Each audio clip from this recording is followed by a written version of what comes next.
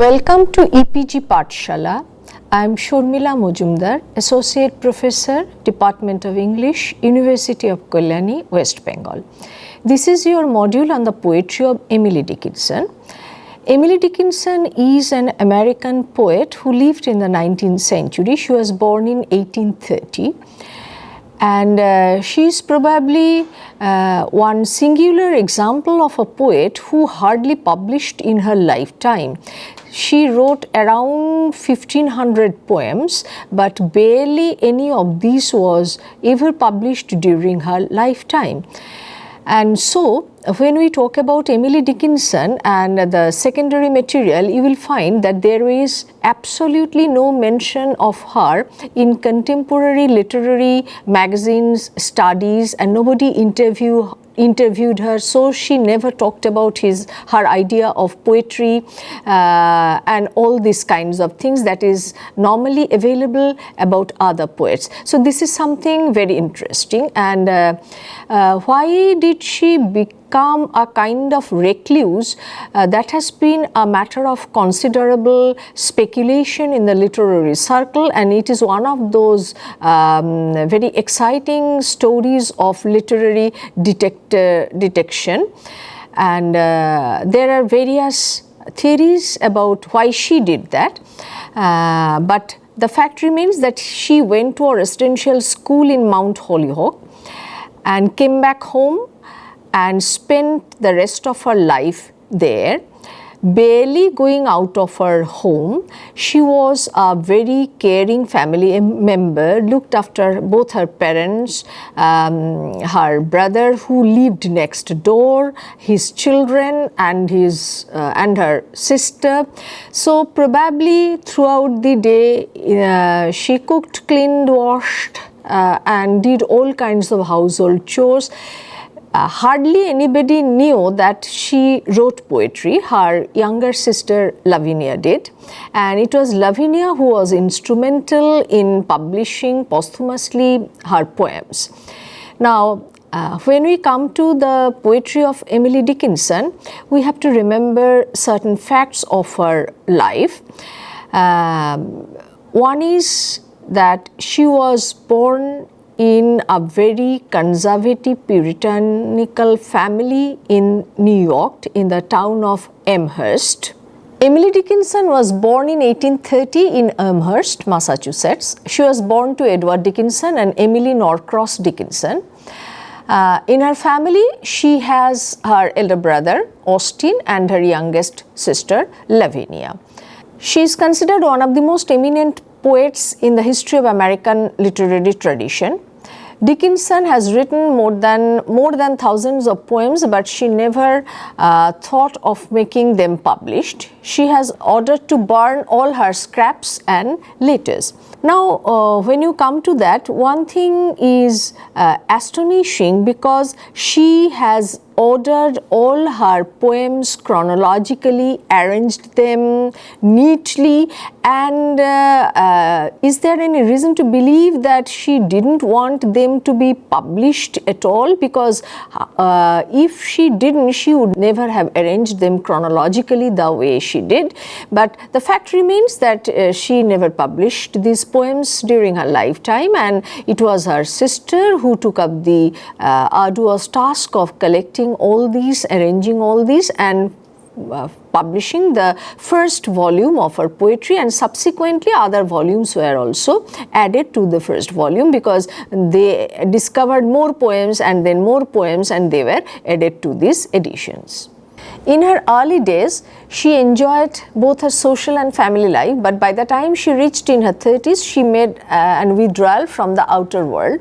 The reason of her withdrawal have been explained by many biographers in many ways. The most prominent reason was that this seclusion was her chosen one. So that is what we have been talking about. Nobody knows for sure why did she withdraw from public life, but she did, and she was largely a self-taught woman. She read reasonably widely, and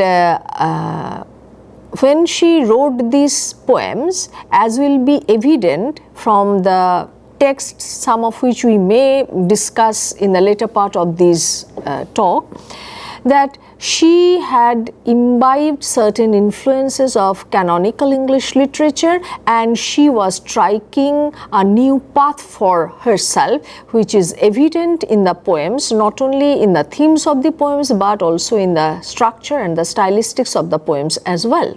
The element that makes Dickinson's poetry unique is her very skillful use of imagery. The most prominent within which are the imagery of death, nature, immortality, desire, hope and despair. In Dickinson's poetic oeuvre, there are a large number of poems about death. One very well-known poem is "Because I Could Not Stop for Death," and the second line comes, "Because I could not stop for death, he has kindly stopped for me." Now you can see here very well that she is talking of death in terms of a beloved, a suitor, who probably finally becomes the husband, because the poet narrates how a very civil man, probably quoting the poetic persona, comes to visit her, takes her into his carriage, drives her through the school, past the horizon, and finally they reach a house which looks like a grave, and there is a sepulchre, and then she says that now that I look back, I feel as if I'm riding towards eternity, and though I have been living here for a long time, it seems only the other day that I was there. So you see, the transition from life to death is so smooth that there is something horrible associated with death in our imagination, that death is loss of life, which means complete annihilation of existence, that death can be painful, that death is separation from our beloved ones, death is horrible, death is dark, death is frightening. But in Dickinson's poetry, you will find that she is not talking about death in any of these terms but in which death has so far been described, dealt with or explored. So in this poem, death is only a suitor, he is a lover, he is a man who takes her in his carriage and probably drives her to her permanent residence. So you can see the metaphor here, a young girl getting married, and she describes how she is dressed in her finery, just like a bride, and she goes with him, with her husband, to her new marital home. So passage from this life to the next life, which is the life after death, is like a young girl moving from her parental home to her marital home. There are several other poems in which she talks about death, and the kind of imagery she uses, they are, in a word, extraordinary, because these images are not typically literary images and not necessarily drawn from the usual sources from which literary imagery is drawn. So when she describes death, for example, in a poem, the first line of which reads, "A clock stopped." So the poem is called "A Clock Stopped." So what happens when a clock stops?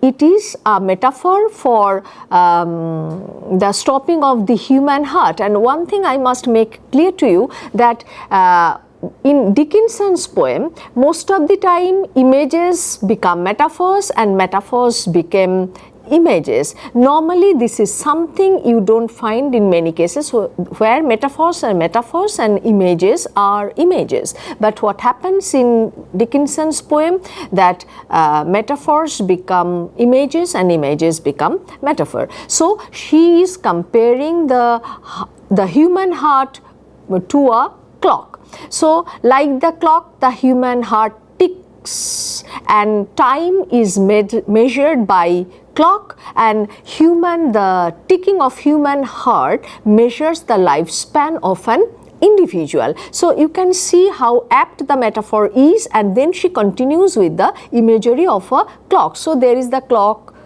which ticks, makes a tick tock sound, and which indicates that the heart is pumping, and so the person is alive. And so when the clock stops, it is the heart that stops working, and so it is synonymous with death. That is what is meant by death, that your heart stops. And what else happens after the heart stops? And the way she talks about death, you see that it is never a blow from somewhere else, that there is a severance of tie between this life and the next life. It is always a safe passage, very comfortable and smooth passage from this life to that next life. And so what happens? As you die, your heart stops. It is like just like that the clock stops. And here is something else which I would like you to remember, that clock measures time,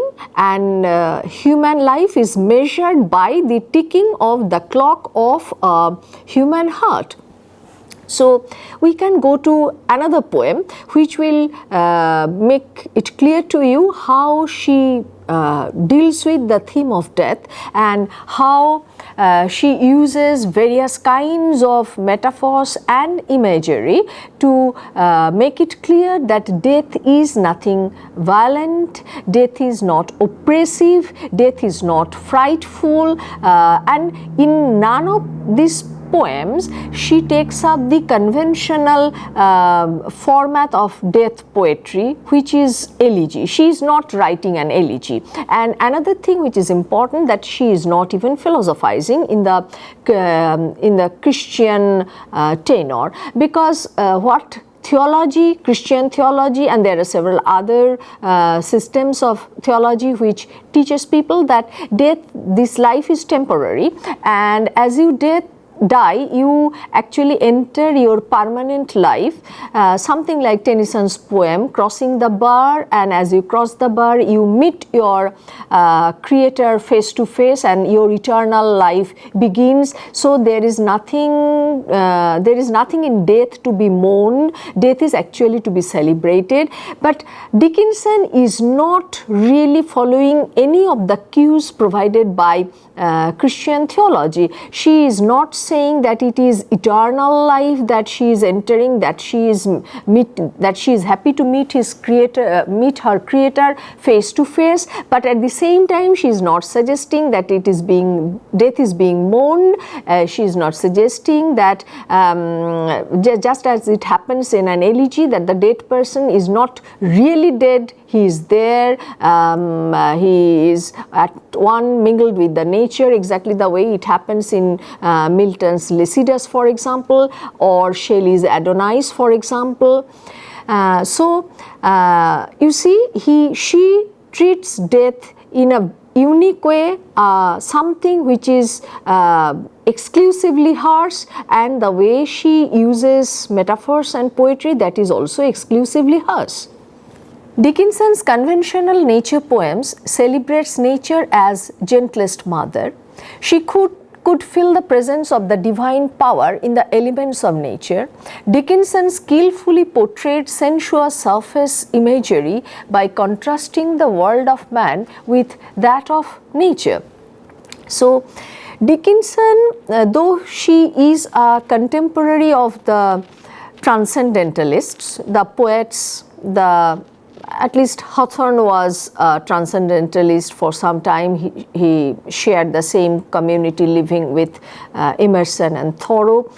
Probably because she didn't have any social contact, she didn't have any contact with her contemporary literary figures. So the transcendentalist influence is not very evident on her poetry the way it is evident on one of her contemporaries, Walt Whitman.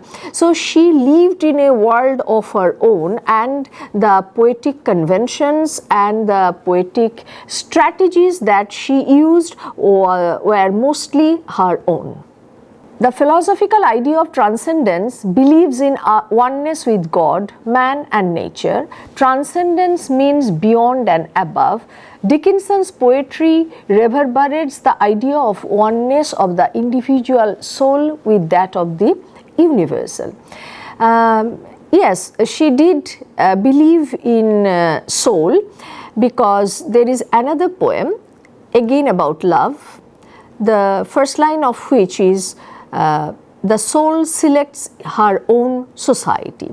So you see, she looks at death as being liberation from physicality, but the soul lives on, and when the body is dead, the soul is liberated from the body, the soul selects her own society, and then what happens? She shuts the door.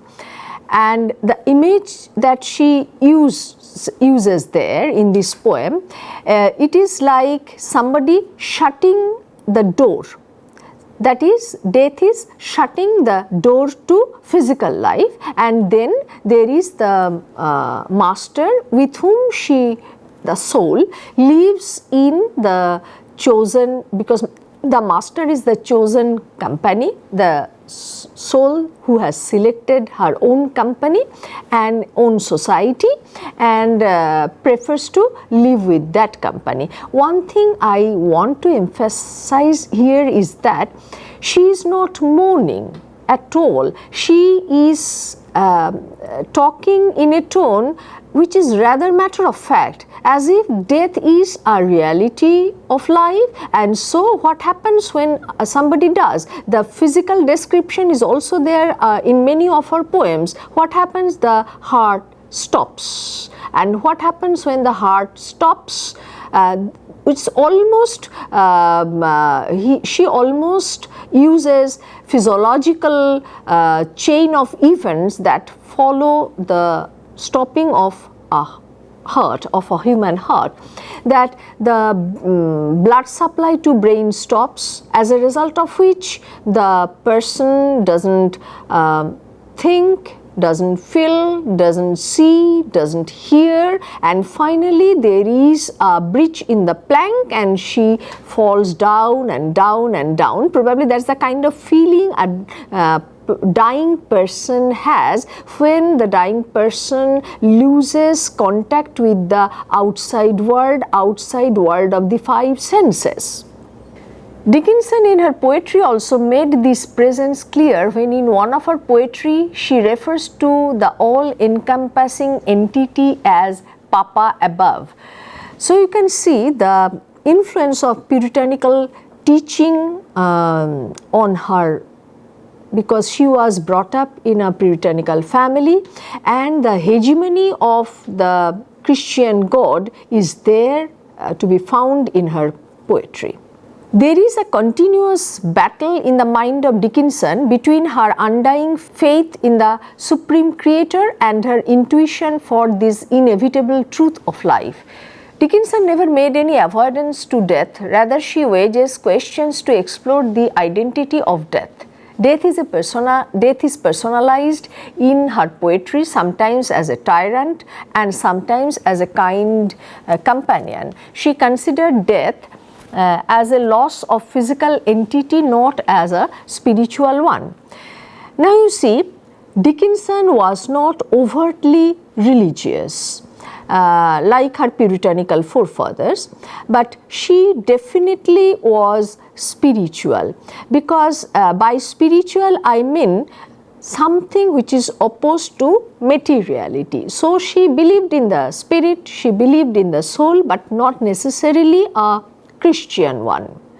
Before we go to read one of her death poems in detail, I would like to draw your attention to several things in her poetry.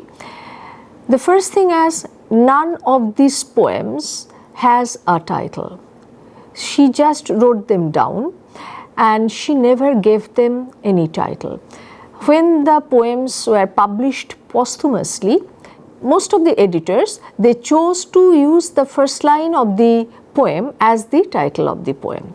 This is something which has happened consistently to all her poems, and in any good edition of Emily Dickinson's poems, you will find that there is the first line which is used as a title and a number which kind of denotes the poem.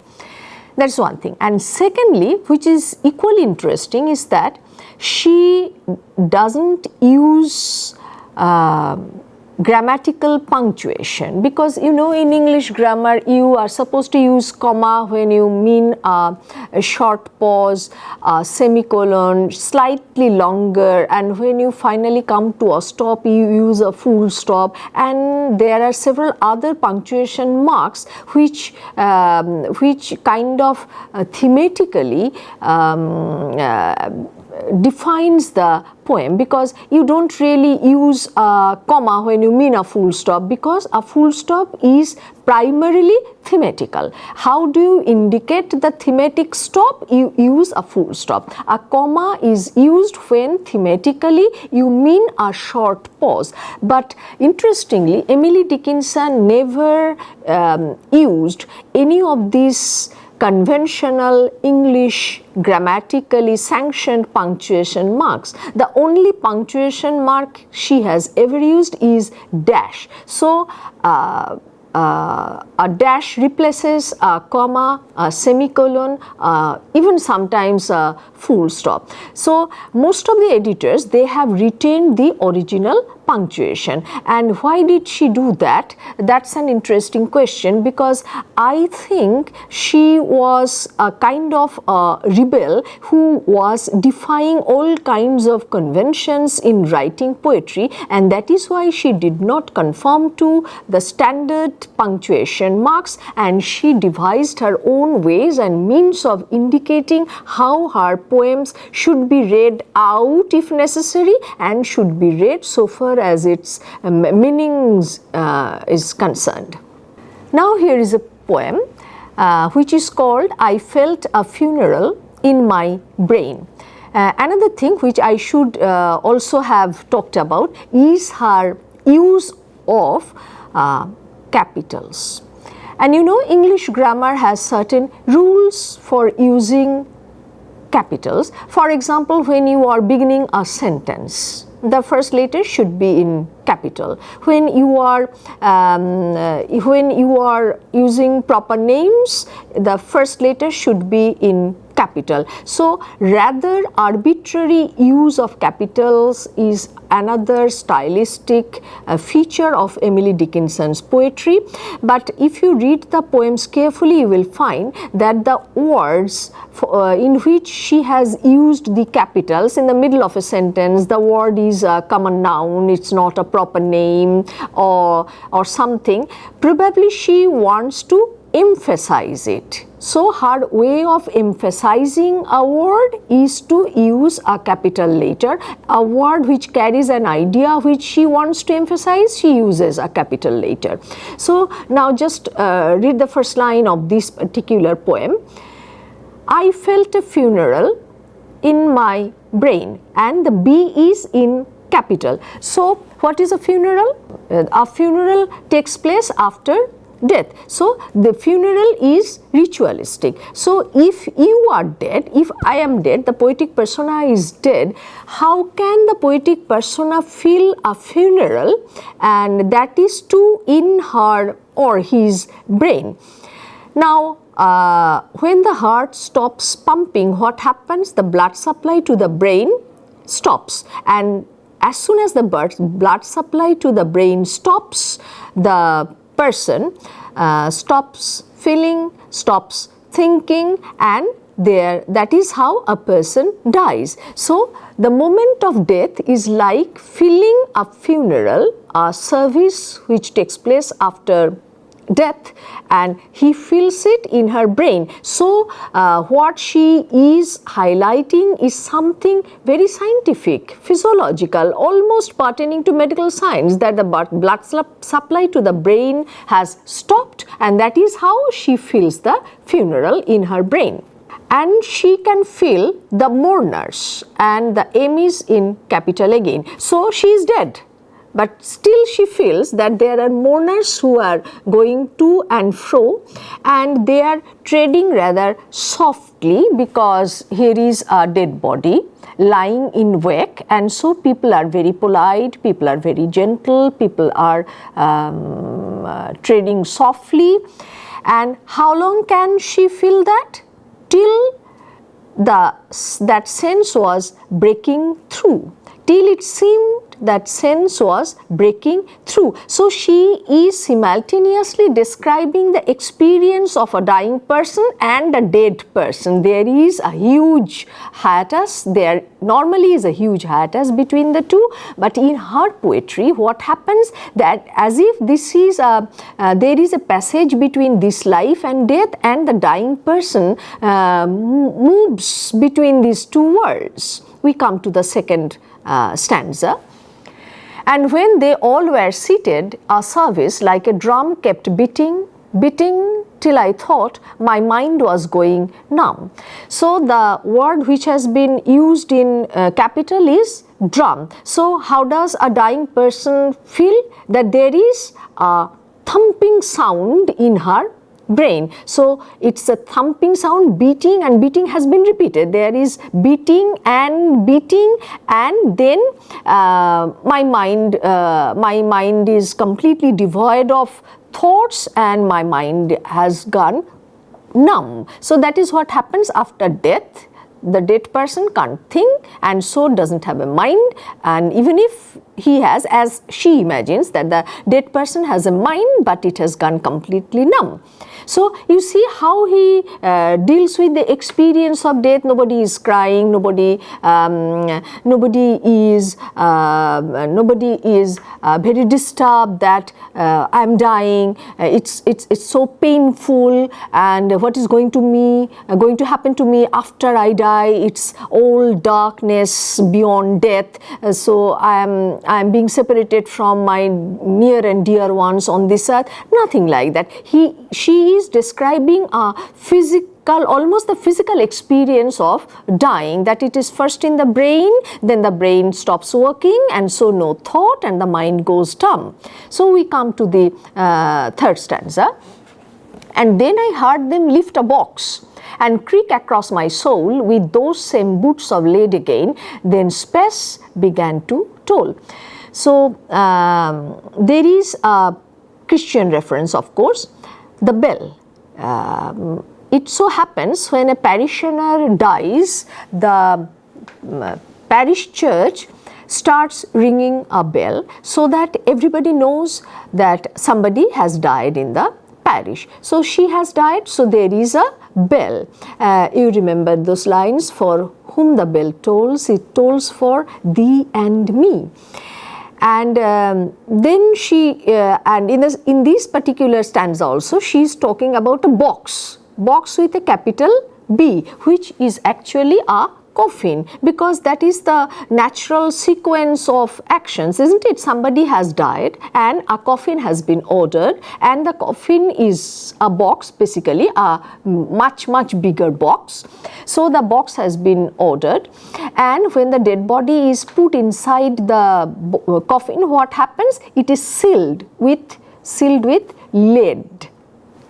So as if there is a creaking across her soul. So the body is put into the coffin, and it is sealed, and the soul has been liberated from the body, and the bell starts tolling, announcing a death in the parish. We come to the next stanza. As all the heavens were a bell, and being but an ear, and I and silence some strange race wrecked solitary here.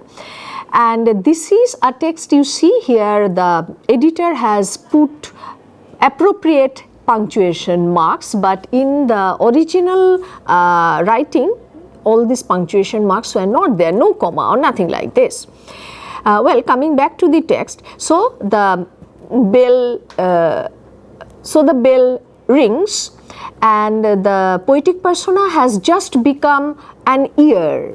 she doesn't have any other bodily function, she can only hear, and she can hear the bell tolling, and as if the entire heaven has been turned into a huge bell, and it tolls, and everybody has come to know about her death, and it tolls so loudly that she, being a dead person, seemed to have an ear and seemed to listen to the tolling of the bell. And then the last stanza, and then what happens? A plank in the reason broke. A plank, you know, is a plank, and the P is in capital. What happens when there is the plank in reason broke? Actually, she loses her rationality, because a dead person is not supposed to have any rationality, and he falls down, and she falls down and down until she hit world at every plunge, and finished knowing. Then, so she goes beyond all kinds of sensory perception. So from this poem, probably it is clear how Emily Dickinson dealt with the theme of death rather unconventionally. So you see, I have tried to read a poem by Emily Dickinson, a very well known one, and about the most important theme in her poetry, death, and I have tried to show you how she has used the theme of death in her poetry, and how she has gone beyond the puritanical tradition which she inherited, how she has tried to break new paths for herself, and probably that supports my argument that she was a very consummate and conscious poet who wrote the poems consciously, being very critical about what she was doing, and arranged them chronologically, arranged them neatly in her drawer, and left them as manuscripts for the posterity to discover herself, because as she herself said, I am nobody, who are you? And it's tiring like a frog talking to the bog all through summer. So she preferred to be exclusive, reclusive, and very, very special. Thank you.